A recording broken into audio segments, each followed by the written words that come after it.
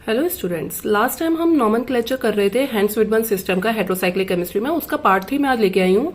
Part 1 और part 2 में हम लोग प्रीफिक्स, उनके स्टेम के पार्ट सेकंड में उनकी स्टेम होगी तो अनसेचुरेटेड और सेचुरेटेड रिंग के लिए कौन सा स्टेम यूज करा जाएगा और वहां जो स्टार लगाए थे वो किस लिए आए रहे थे, उन सब के बारे में हम बात कर चुके हैं। आज पार्ट 3 में मैं बाकी मोनोसाइक्लिक सिस्टम जो होंगी उनके लिए उन नेमिंग अगर हम करने पर आएंगे तो किस तरीके से करेंगे। तो यहां मैंने फर्स्ट पॉइंट वापस से प्रीफिक्स लिया है।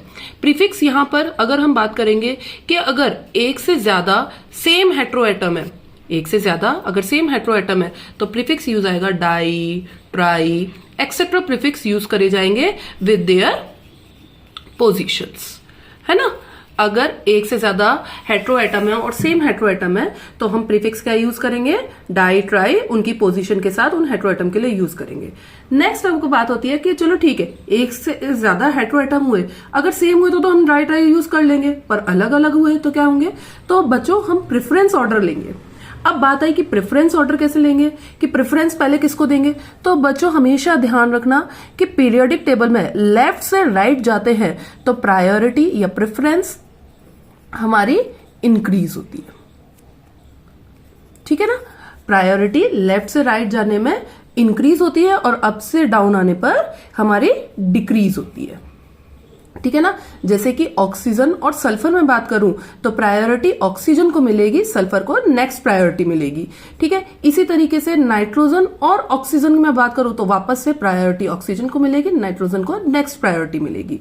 और उनके नेम की भी मैं बात करूं तो नेम भी उसी प्रायोरिटी ऑर्डर के बेसिस पर लिखे जाएंगे, ना कि अल्फाबेटिकली पर नहीं लिखे जाते हैं। ध्यान दीजिएगा, जैसे प्रेफरेंस दिया गया है उसी बेसिस पे उनके नाम लिखे जाते हैं। अब बात आएगी कि ठीक है, हमने प्रीफिक्स ले लिया, अगर डाइट्राई ले लेंगे, प्रेफरेंस ऑर्डर में भी लिख लेंगे, पर हम प्रायोरिटी कैसे देंगे। तो सबसे पहले आप प्रायोरिटी देंगे, अगर कोई भी रिंग होगी तो प्रायोरिटी सबसे पहले हम देंगे जो प्रायर अपना हेट्रोएटम होगा उसको, फिर उसके बाद नेक्स्ट हेट्रोएटम को, उसके बाद अगर आपके पास रिंग में कोई सैचुरेटेड हाइड्रोजन एटम है, सैचुरेटेड हाइड्रोजन एटम है ना, हेट्रोएटम नहीं है बच्चों, यहाँ पर ये हाइड्रोजन एटम है, सैचुरेटेड हाइड्रोजन एटम है उसको, और फिर उसके बाद सब्स्टिट्यूएंट पे अगेन यहाँ पर स्टार आ गया है ना।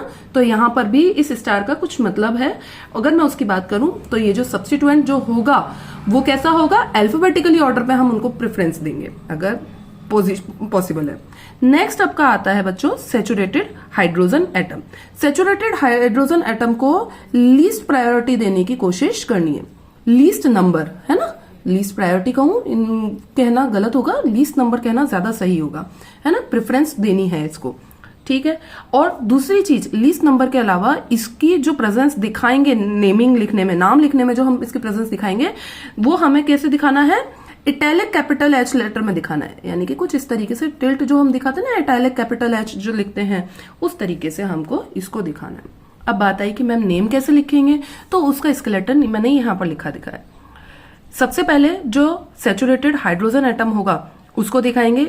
नीटा से मतलब है यहाँ पर कि वो कौन से नंबर पे है, और हाइड्रोजन इटैलिक कैपिटल मैटर में आएगा तो उससे ये दिखा दिया जाएगा कि कौन सी पोजीशन पे सैचुरेटेड हाइड्रोजन एटम है।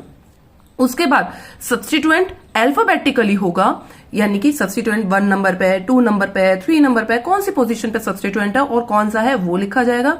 फिर पोजीशन लिखी जाएगी, पोजीशन किसकी, हेट्रोएटम की, कि heteroatom 1 number, 3 number, 4 number, 5 number किस पोजीशन पे हेट्रोएटम है, और उस हेट्रोएटम का प्रीफिक्स लिखा जाएगा। यहां पर प्लस क्या आएगा, प्रीफिक्स, उस हेट्रोएटम का पोजीशन लिखने के बाद उसका प्रीफिक्स यूज करा जाएगा। जैसे नाइट्रोजन के लिए एजा, ऑक्सीजन के लिए ऑक्सा, एंड लास्ट में आप क्या लिखेंगे, स्टेम लिखेंगे।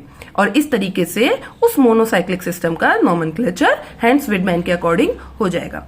यहां कुछ मैंने आपको 4 क्वेश्चंस दिए हुए हैं, ये आप लोगों के लिए होमवर्क है, इनको सॉल्व करके देखिएगा। जो अभी तक मैंने 3 पार्ट बताए आपको, उनके बेसिस पे ये नॉमेनक्लेचर इजीली हो जाएंगे।